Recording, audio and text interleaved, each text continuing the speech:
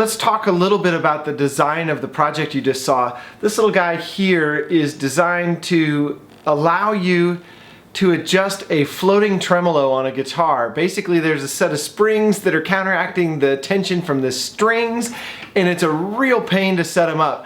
I've got a video on my Skyscraper guitar channel, and I'll link it up here as well as down below, and you can see how it actually works and why it saves a bunch of time. Essentially, I needed to make a bunch of little steps in a block of wood so that I had some control over the adjustment of the tremolo. The steps in here are at a 64th of an inch, and I actually cut them on my table saw first, and it was so much time to iterate and set up to get that 64th of an inch tweaked in every time. There's 8 cuts on this, all at an 1/8 of an inch up and a 64th of an inch over.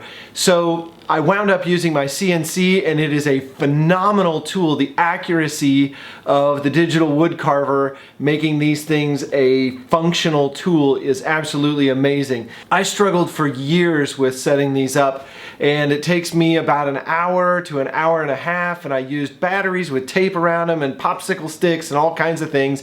And if you work on multiple guitars, you know that you have to have one of those for every single guitar, and if you're a guy who works on guitars for a living, it's definitely something that you need a tool that is universal. I toyed around with making these out of UHMW because I thought it would be softer on the finish of a guitar, but the headaches with UHMW and the tools and making it cut properly were enough to make me say, let's try it with wood, let's see what the impact is on the instrument.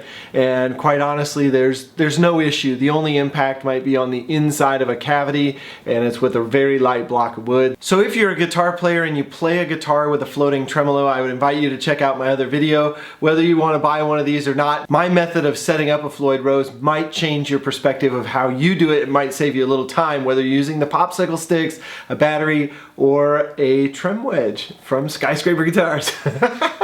I will have these for sale over on my website. You can check it out at gregsgaragekc.com and skyscraperguitars.com.